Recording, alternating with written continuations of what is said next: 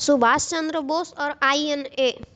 भारत की आज़ादी के आंदोलन में ऐसे अनेक क्रांतिकारी और महानायक उभरे जिन्होंने मुल्क को पराधीनता की बेड़ियों से मुक्त कराने में अपना महत्वपूर्ण योगदान दिया और हमेशा के लिए अपने देशवासियों के दिलों पर छा गए।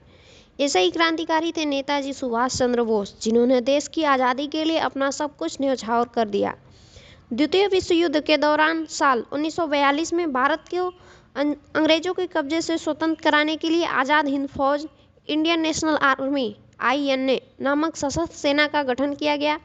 इसकी स्थापना एक सैनिक अधिकारी कैप्टन मोहन सिंह ने जापान की सहायता से टोक्यो में की थी।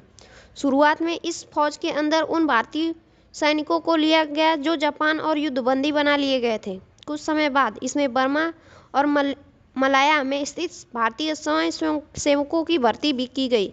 एक साल बीत जाने के बाद वर्ष 1943 में सुभाष चंद्र बोस जापान पहुंचे।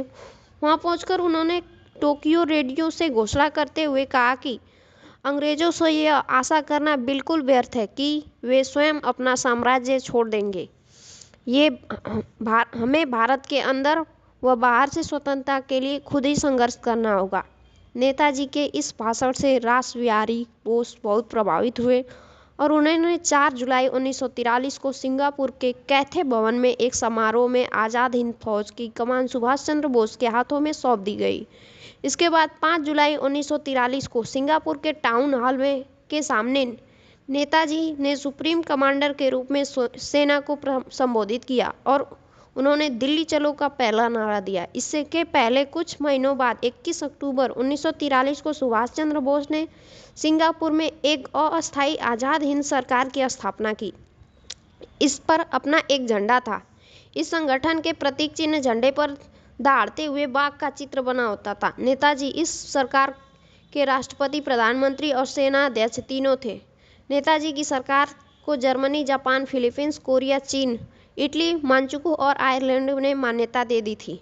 सुभाष चंद्र का मानना था कि अंग्रेजों को मजबूत शासन को केवल सशस्त्र विद्रोह के जरिए ही चुनौती दी जा सकती है। 4 फरवरी 1944 को आज़ाद हिंद फौज ने अंग्रेजों के खिलाफ आक्रमण किया और कायमा, पलेल आदि कुछ भारतीय प्रदेशों को अंग्रेजों से मुक्त करा लिया। 21 मार्च 1944 को चलो दिल्ली के नारे के साथ आज़ाद हिंद फौज का हिंदुस्तान की धरती पर आगमन हुआ। 6 जुलाई 1944 को सुभाष चंद्र बोस ने रंगून रेडियो स्टेशन से महात्मा गांधी के नाम एक संदेश प्रसारण जारी किया, जिसमें उन्होंने स्वतंत्रता संग्राम के लिए निर्णायक युद्ध में विजय के लिए उनका आशीर्वाद मांगा। इसके बाद 22 सितंबर 1944 को शहीदी दिवस मनाते हुए नेताजी ने अपने सैनिक से मार्मिक शब्दों में कहा कि हमारी पृष्ठभूमि स्वतंत्रता की खोज में है, हमें उस मातृ देवी को आज़ाद कराना है। इस दौरान सुभाष चंद्र बोस ने अपना अमर नारा दिया, तुम मुझे खून दो, मैं तुम्हें आज़ादी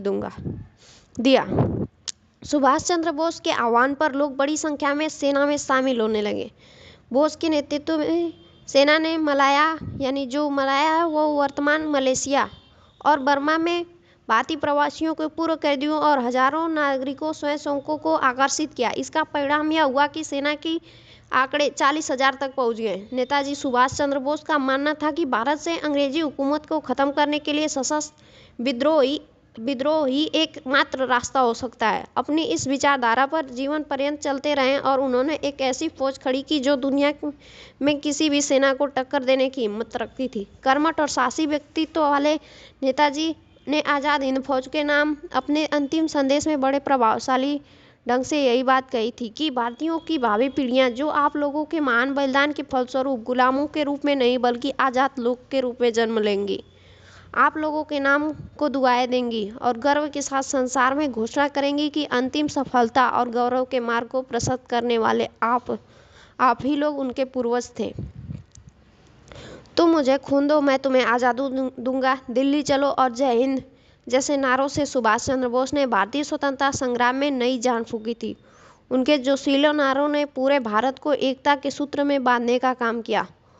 उनके ये कुछ ऐसे नारे हैं जो आज भी राष्ट्रीय महत्व के अवसरों पर हमें याद दिलाते रहते हैं कि हम एक हैं। कदम कदम बढ़ाए जा, खुशी के गीत गाए जा, ये जिंदगी है कौम की, तू कौम पे लुटाए जा, तू शेर ए हिंद आगे बढ़, मरने से तू कभी न डर, उड़ा के दुश्मनों का सर जोश ए वतन बढ़ाए जा। ये कुछ पंक्तियां हैं जो उस गीत की जिसे भारतीय राष्ट्रीय सेना या आज़ाद हिंद फौज की रगों में जोश भरने के लिए गाया जाता था। सुभाष चंद्र बोस के नेतृत्व में स्वतंत्र भारत की अंतरिम सरकार ने अंग्रेजों और अमेरिका के खिलाफ युद्ध की घोषणा की। 1945 में बर्मा अभियान के दौरान जापानी तैनाती का हिस्सा रही, जो बर्मा के ब्रिटिश उपनिवेश में हुई लड़ाई की एक श्रृंखला थी। बोस अगस्त 1945 तक भारतीय राष्ट्रीय सेना और आज़ाद हिंद से जुड़े रहे। 18 अगस्त 1945 को सुभाष चंद्र बोस ने सोवियत सैनिकों से संपर्क करने हेतु मंचूरिया के लिए प्रस्थान किया, लेकिन बाद में यह बताया गया कि बोस जिस विमान से यात्रा कर रहे थे वह ताइवान के पास दुर्घटनाग्रस्त हो गया, जिसमें नेताजी सुभाष चंद्र बोस का निधन हो गया है। लेकिन 4 दिन बाद 23 अगस्त को जापान सरकार ने विमान दुर्घटना की खबरों का खंडन किया। इसमें नेताजी की मौत एक रहस्य बनकर रह गई। यहाँ गौरतलब है कि नेताजी ने अपना पूरा जीवन रहस्यमय तरीके से ही जिया, पर उनकी मौत भी इतनी रहस्यमय तरीके से होगी ये कभी किसी ने नहीं सोचा था। नेताजी की रहस्यमय मौत के बाद ही आज़ाद हिंद फौज ने स्वतंत्रता आंदोलन की अपनी धार खो बैठा, लेकिन सुभाष चंद्र बोस ने अपने त्याग और बलिदान से भारत की आज़ादी की लड़ाई में जो योगदान दिया वह सदा के लिए अविस्मरणीय रहेगा।